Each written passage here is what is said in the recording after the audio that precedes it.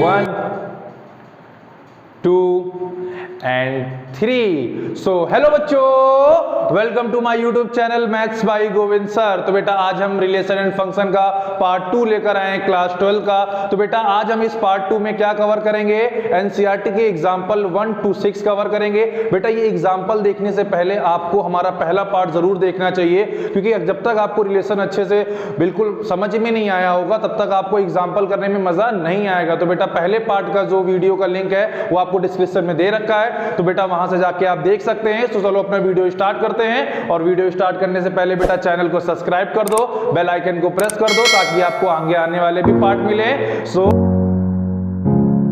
Students आपके सामने example number 1 लिखा हुआ है। बेटा एग्जांपल नंबर 1 देखो क्या कह रहा है, let A be the set of all students of boys school, तो so that relation R is a given by, यानी कि आपको एक आर रिलेशन दे रखा है। जो आर रिलेशन बेटा क्या है, आर इन अ सेट ए का मतलब ये हो जाता है बेटा जो रिलेशन है वो उस ए सेट का ए सेट से ही बता रहा है, इस बात का बिल्कुल ध्यान रखना।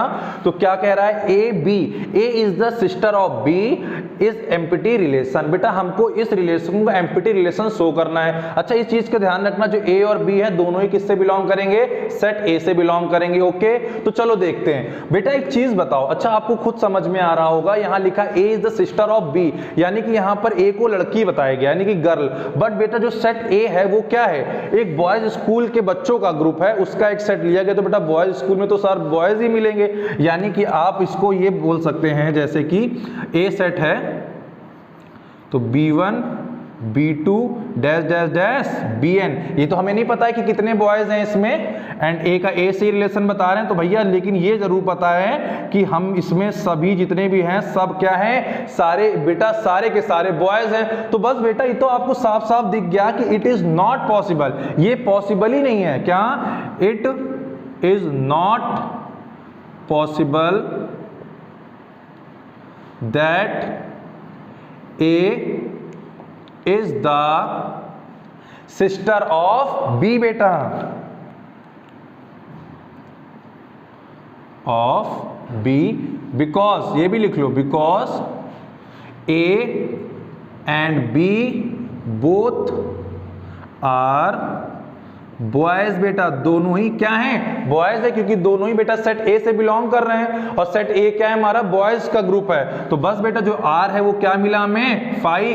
बस बेटा यही जो हमारा फाई है यही तो हमें एम्प्टी रिलेशन बताता है। आई होप बेटा समझ में आया होगा आप लोगों को, कोई दिक्कत वाली बात तो नहीं है, बड़ा सिंपल सा ये रिलेशन। आपको खुद बताओ, कह रहा है A is the sister of B. बेटा ऐसा पॉसिबल ही नहीं कि ए आपकी बी की सिस्टर हो जाए, क्योंकि दोनों ही ग्रुप जो है वो बॉयज के हैं, यानी कि ए का ए से रिलेशन जब बता रहे हैं भाई इसमें भी बॉयज है तो ये तो ए है, ये भी बॉयज होगा। तो कभी भी कोई लड़का किसी की बहन हो सकता है क्या, नहीं हो सकता है। तो बस it is not possible that A is the sister of B because A and B both are boys. So relation R, जो ये रिलेशन आर है वो क्या है, फाई है, यानी कि एक एम्प्टी रिलेशन है। बेटा आई होप इतना समझ में आया, जल्दी इसको नोट कर लो, इसका सेकेंड पार्ट बताते हैं।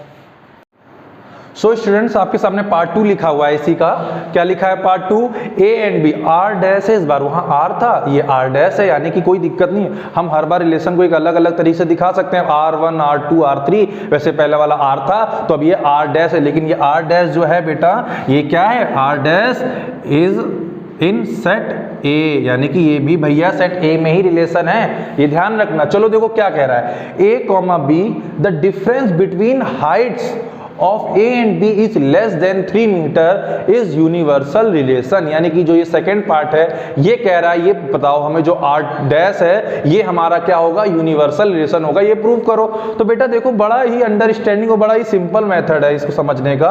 अच्छा यूनिवर्सल रिलेशन क्या होता है, जब भी कोई रिलेशन बेटा हमें ए क्रॉस ए दे, यानी कि उस सेट का क्या दे दे, कार्टेशियन प्रोडक्ट दे दे, तो हमें क्या मिल जाता है, वही हमारा रिलेशन यूनिवर्सल रिलेशन कहलाता है। पूरी जानकारी के लिए बेटा लिंक दे रखा है डिस्क्रिप्शन में, आप जाके वीडियो देख लो पहला वाला, ठीक है। तो हमसे ये कह रहा आर डैश को क्या प्रूव करना है, यूनिवर्सल रिलेशन प्रूव करना है। तो सुनो बेटा अब समझो, ए बी क्या है, difference between the heights of A and B is less than 3 metre. जो ये ए बी है बेटा, ये इन दोनों की जो हाइट का गैप है वो कितना है, 3 मीटर है। तो बेटा इसे थोड़ा सा हम बेटा अपनी नॉर्मल लाइफ में लाएंगे इस क्वेश्चन को।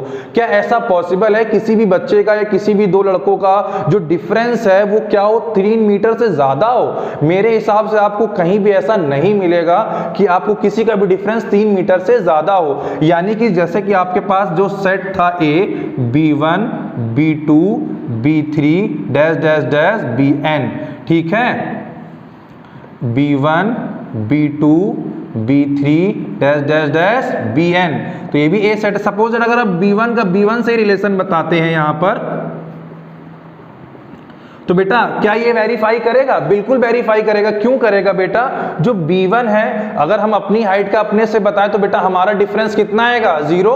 तो वो तो इसको वेरीफाई कर रहा है ना, क्योंकि हमारा जो डिफरेंस है 3 मीटर से कम आना चाहिए, तो ये तो 0 ही आ रहा है। तो ऐसे ही बेटा B1 का B2 से बताएंगे, B1 का B2 से, B1 का B3 से, B1 का ऐसे जाते जाते Bn से बता डालेंगे। लेकिन कोई भी कंडीशन ऐसी नहीं आएगी बेटा जहां डिफरेंस हमारा 3 मीटर से ज्यादा हो।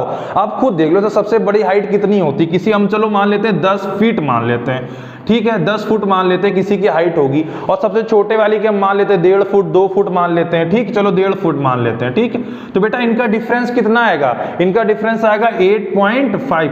8.5 फुट भी बेटा अभी भी देख लो 3 मीटर से कम है ना।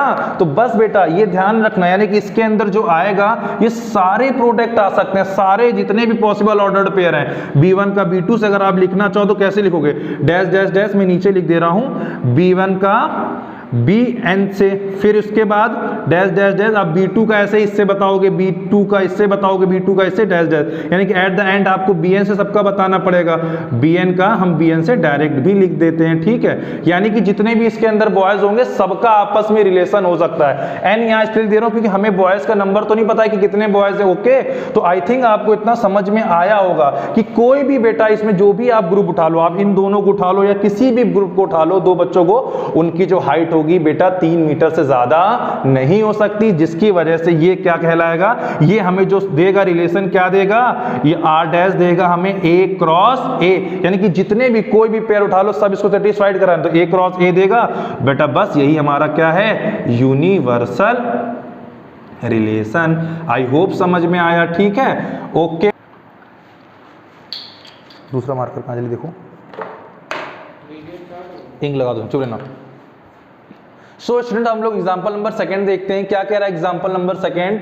Late T be the set of all triangles in a plane so with R a relation in T given by, यानी कि आपको एक सेट T दे रखा है जो क्या है, जितने भी टाइप के आपने आज तक ट्रायंगल पढ़े हुए हैं ना, वो उन सभी का सेट है। सपोज दैट आपने इक्विलेटरल पढ़ा होगा, आपने आइसोसेलेस पढ़ा होगा, आपने बेटा राइट एंगल ट्रायंगल पढ़ा होगा, उन सभी का एक सेट है T, ठीक है। इस बात का ध्यान रख, कितने भी जो भी आपने ट्रायंगल आप तक पढ़े उन सभी का। तो हमसे कह रहा है कि रिलेशन आपको R दे रखा है, T1 T2, T1 is congruent to T2 is equivalence relation, यानी कि ये कह रहा है जो ये रिलेशन है आपको इसको इक्विवेलेंस प्रूव करना है। अगर इसे इक्विवेलेंस प्रूव करना है तो बेटा इक्विवेलेंस की कंडीशन क्या होती है? कोई भी रिलेशन तभी इक्विवेलेंस होता है जब वो बेटा हमारा रिफ्लेक्सिव भी हो एंड सिमेट्रिक भी हो एंड ट्रांजिटिव भी हो, यानी कि उसे इक्विवेलेंस के लिए इन तीनों की कंडीशन को वेरीफाई कराना पड़ेगा। तो चलो देखते हैं, सबसे पहले हम रिफ्लेक्सिव इसे कराते हैं, ठीक है। रिफ्लेक्सिव कहता क्या है? रिफ्लेक्सिव कहता भैया हम हैं तो हमें हमारा जुड़वा भाई चाहिए, यानी कि हम हमारे चाहिए उसमें। तो सुनो मतलब समझते हैं इसका क्या। तो ये क्या R क्या है? R इन सेट T, यानी कि रिलेशन इन सेट T है R यहां पर। तो सुनो हम क्या करते हैं, let T belongs to T, यानी कि यहां पर जो स्मॉल t लिखा है कुछ भी आप उससे कोई दूसरा वेरिएबल यूज कर सकते हैं, ये हमारा सेट T से बिलोंग कर रहा है, ठीक है। सेट T क्या है? सभी ट्रायंगल्स का एक सेट है, और ये T एक कोई भी ट्रायंगल हमने ले लिया है, ठीक है। तो इसका मतलब ये आप जानते होंगे बेटा कोई भी ट्रायंगल है, यानी कि T इज, यानी कोई भी ट्रायंगल अपने तो कॉन्ग्रेंट होगा ही होगा, यानी कि T is congruent to T। जैसे ही बेटा T अपने ही कॉन्ग्रेंट हो गए तो हम इसे ले सकते हैं T कॉन्ग्रेंट टू T। तो बस बेटा अगर T के कॉन्ग्रेंट है तो T, T belongs to R, यानी कि जो T, T है वो इस रिलेशन से बिलोंग करेगा। क्यों?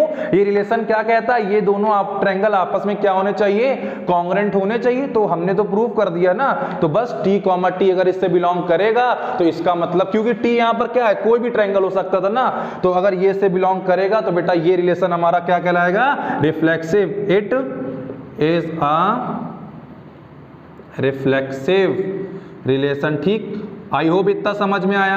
अब हम आते हैं बेटा सिमेट्रिक रिलेशन की तरफ। ठीक है, तो सिमेट्रिक रिलेशन क्या कहता है? कहता है अगर ए बी किसी सेट में बिलोंग कर रहा है तो उसमें बी और ए भी होना चाहिए। ऑर्डर्ड पेयर जानते हो ना, तो चलो देखते हैं यहां पर क्या कह रहा है। लिखते हैं let T1, T2 belongs to are. हमने इतना माना कि T1 एंड T2 आर यानी कि इस सेट रिलेशन से क्या कर रहे हैं? बिलोंग कर रहे हैं। तो बेटा अब ये क्यों बिलोंग कर रहा है? अगर ये बिलोंग कर रहे हैं तो इसका मतलब क्या है? T1 is congruent to T2 होगा, तभी बिलोंग कर रहे हैं। तो बेटा अब ये भी तो लिख सकते हो ना, we also know that T2 is congruent to T1। बेटा अगर भैया पहला वाला ट्रायंगल दूसरे ट्रायंगल के कॉन्ग्रुएंट है तो दूसरा वाला पहले की भी तो कॉन्ग्रुएंट होगा ना।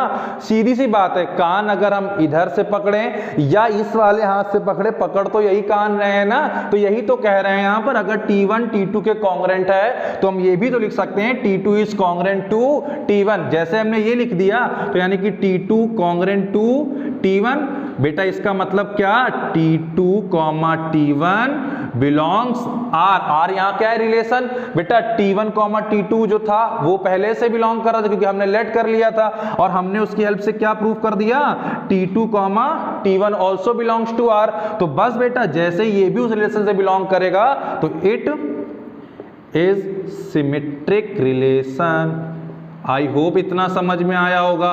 बस इसे इक्विवेलेंस अब प्रूव करना। अब इक्विवेलेंस के लिए इसे क्या करना पड़ेगा?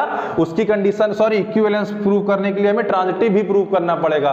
ट्रांजिटिव कंडीशन क्या थी? ट्रांजिटिव कहता है अगर ए और बी सेट में बिलोंग कर रहे हैं किसी रिलेशन से, बी और सी बिलोंग कर रहे हैं उसी रिलेशन से, तो ए और सी भी उस रिलेशन से बिलोंग करने चाहिए। यही तो कहता है ना ट्रांजिटिव। चलो देखते हैं ट्रांजिटिव। ठीक है, चलो फॉर ट्रांजिटिव। ठीक, हम क्या करते हैं? Let T1, T2 belongs to R and T2, T3 belongs to R। मतलब क्या बेटा? हमने दो चीजों को लेट कर लिया। हमने ये लेट कर लिया कि T1, T2 जो है वो R से बिलोंग कर रहे हैं एंड T2 एंड 3 भी R से बिलोंग कर रहे हैं। इसका मतलब क्या हुआ? ये तभी तो R से बिलोंग करेंगे जब बेटा T1 जो होगा तुम्हारा कॉन्ग्रुएंट होगा T2 के, है ना। एंड ये तभी तो बिलोंग करेंगे बेटा जब T2 तुम्हारा कॉन्ग्रुएंट होगा T3 के। तो बेटा इतना तो तुमको खुद समझ में आ रहा होगा। दो इक्वेशंस अगर देखा जाए, T1 T2 के कॉन्ग्रुएंट है, T2 के कॉन्ग्रुएंट T3 है, तो इसका मतलब T1 and T3 also congruent. यहां लिखोगे now we can write, we can say, right क्या? We can say, what we can say? That T1 is congruent to T3। जैसे ही हमने इसको लिख दिया, इसका मतलब हम ये लिख सकते हैं क्या? T1 कॉन्ग्रुएंट टू T3, यानी कि T1, T3 belongs to this relation. बेटा जैसे ही हमने T1, T3 को भी इस रिलेशन से बिलोंग, यानी कि दिखा दिया कि ये भी इस रिलेशन से बिलोंग कर रहा है, तो बस it is a transitive relation. I hope बेटा आप लोगों को समझ में आ रहा होगा। फिर से समझ लो, T1 एंड T2 जो है वो इस रिलेशन से बिलोंग कर रहे हैं, हमने मान लिया। T2 एंड 3 भी बिलोंग कर रहे हैं, ये भी हमने मान लिया। तो इसका मतलब क्या है कि T1 और T2 आपस में कॉन्ग्रुएंट है तभी तो, एंड T2 T3 के कॉन्ग्रुएंट तभी तो हमने लिखा है ऊपर। तो इसका मतलब ये भाई साफ साफ दिख रहा है, ये इसके कॉन्ग्रुएंट है, ये इसके कॉन्ग्रुएंट भी है, यानी कि ऑटोमेटिक ये भी तो इसके कॉन्ग्रुएंट हो गया ना। तो now we can say that T1 is congruent to T3 also। also का भी यूज कर सकते हैं। बस जैसे ये हो गया, now T1 congruent to T2, यानी कि ये जो हमारा है ये इस R से बिलोंग करेगा, then it is a transitive relation. बस बेटा यही तो हमसे कह रहा था, इक्विवेलेंस प्रूव करना है। तो नाउ वी कैन राइट या we can say it is a equivalence relation, क्योंकि हमने इसे रिफ्लेक्सिव भी प्रूव कर दिया है, सिमेट्रिक भी प्रूव कर दिया है एंड ट्रांजिटिव भी प्रूव कर दिया है। आई होप आप लोगों को सबको अच्छे से समझ में आ गया होगा। अब आप आखिरी में एक लाइन लिख देंगे, क्या? It is a equivalence relation. So students example number 3 देखते हैं हम लोग। Let L be the set of all lines in a plane and R be the relation in L is defined as, यानी कि क्या है बेटा, आपके पास एक सेट है L कौन सा सेट है बेटा, इसके अंदर क्या है, ऑल लाइंस, यानी कि जो भी बहुत सारी लाइंस हैं वो सभी का एक सेट है। यानी कि देखा जाए, सपोज दैट ये L है, एक लाइन ऐसे जा रही है, एक लाइन ऐसे जा रही है, कोई लाइन ऐसे, कोई किसी पे परपेंडिकुलर है या कोई किसी के पैरेलल है, बहुत सारी लाइंस का एक सेट है कैपिटल L।